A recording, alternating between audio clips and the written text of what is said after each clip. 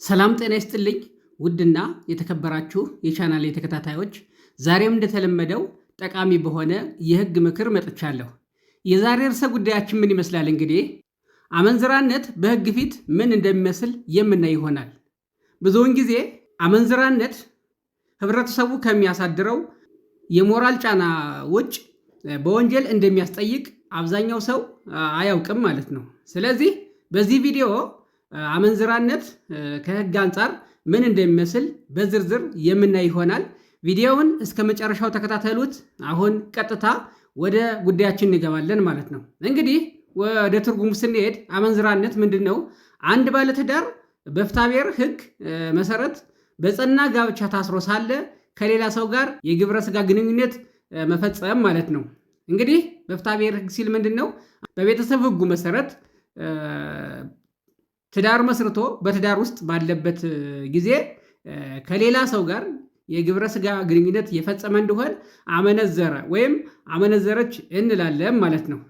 የክስ አቀራረቡን ስናይ የክስ አቀራረቡ ምንድን ነው? እንግዲህ ተበዳዩ አቤቱታ ካቀረበ ብቻ ነው እንግዲህ ወንጀል የሚሆነው ማለት ነው። ባለቤቴ አመነዘረችብኝ የሚል ወይም የምትል አቤቱታ ካቀረበች ወይም ካቀረበ ብቻ ነው ክስ የሚመሰረተው በወንጀል ማለት ነው። ስለዚህ በአቤቱታ አቅራቢነት ብቻ የሚያስቀጣ ወንጀል ነው ማለት ነው። ቅጣቱን ስናይ እንግዲህ አንድ ሰው ካመነዘረ ወይም ካመነዘረች በቀላል እስራት ወይም በመቀጮ እንደሚያስቀጣ የኢፌዴሪ የወንጀል ህግ አንቀጽ 652 ላይ በግልጽ ደንግጎ ይገኛል ማለት ነው። ስለዚህ በቀላል እስራት ወይም በመቀጮ ነው የሚያስቀጣ ማለት ነው። ቀላል እስራት ማለት እንግዲህ ከ10 ቀን ጀምሮ እስከ 3 ዓመት ነው የሚያስቀጣው። በልዩ ሁኔታ ወንጀሎች በመደራረባቸው ምክንያት እስከ 5 ዓመት ሊሄድ ይችላል።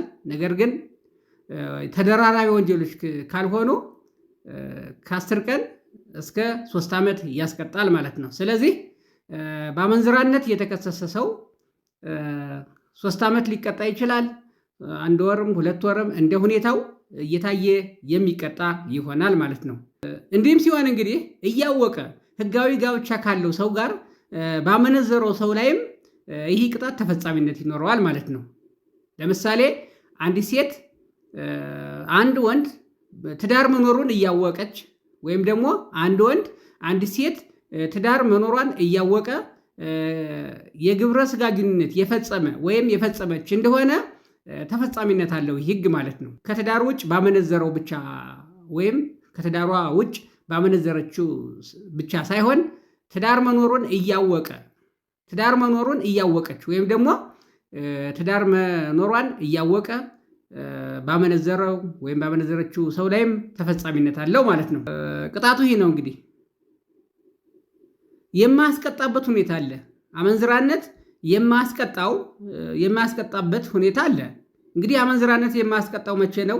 አቤት ባይ ወይም ተበዳይ የአመንዝራነት ተግባሩን እንዲፈጸም የገፋፋ እንደሆነ፣ የግል ተበዳይ አመንዝራነት እንዲፈጸም የገፋፋ እንደሆነ፣ ባሏን ሴት ትሆነች ለምሳሌ ባሏ አመንዝራነት እንዲፈጽም የገፋፋች እንደሆነ፣ ወንድም ከሆነ ደግሞ ሚስቱ አመንዝራነት እንድትፈጽም የገፋፋ ወይም የገፋፋች እንደሆነ አያስቀጣም ማለት ነው።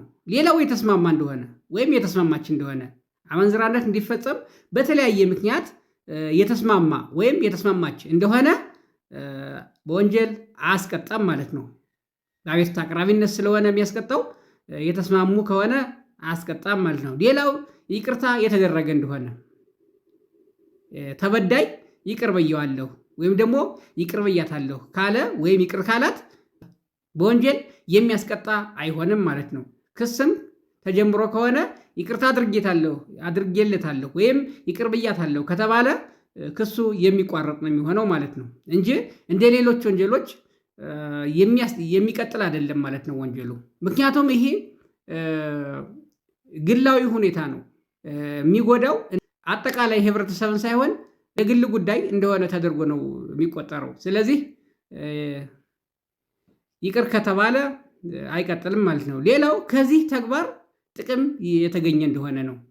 እንግዲህ የግል ተበዳይ አመንዝራ በመደረጉ ከዚህ ተግባር ጥቅም አግኝቶ ወይም ጥቅም አግኝታ ከሆነ በወንጀል አያስጠይቅም ማለት ነው። አንድ ያመነዘረ ሰው ቢቀጣም በቀላል የሚቀጣበት ምክንያት አለ። እንግዲህ ቅጣቱ እንደነገርኳችሁ ከ10 ቀን ጀምሮ እስከ 3 ዓመት ነው የሚያስቀጣ። ጉዳዩ ቀላል ሆኖ የሚታየውና ቅጣቱ የሚቀልለት ምን ሲሆን ነው? የአመንዝራነቱ ድርጊት የተፈጸመው ባልና ሚስቱ በመካከላቸው በተፈጠረ ጸብ ምክንያት ከ1 ዓመት በላይ በአንድነት መኖራቸው ቀርቶ በነበሩበት ጊዜ ከሆነ ቅጣቱ ቀሎ ይቀጣል ማለት ነው። ቅጣትነቱ እንዳለ ሆኖ ቀሎ የሚታይ ይሆናል ማለት ነው።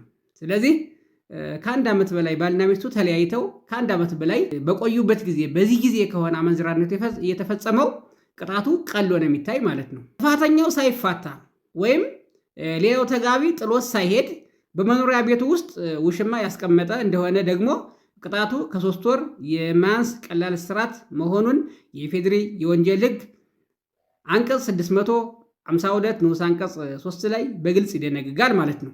ስለዚህ ውሽማን በቤት ማስቀመጥ እስከ 3 ወር ያስቀጣል ማለት ነው። ነገር ግን አቤት ባዩ የሞተ እንደሆነ አያስቀጣም ማለት ነው።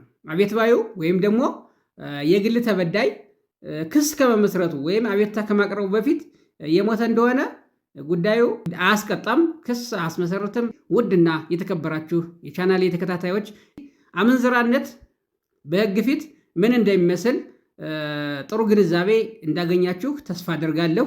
ይህ ቪዲዮ ጠቃሚ ሆኖ ካገኛችሁት ለምታውቋቸው ሼር አድርጉላቸው። በሌላ ቪዲዮ እስከምንገናኝ ሰላም ሁኑ።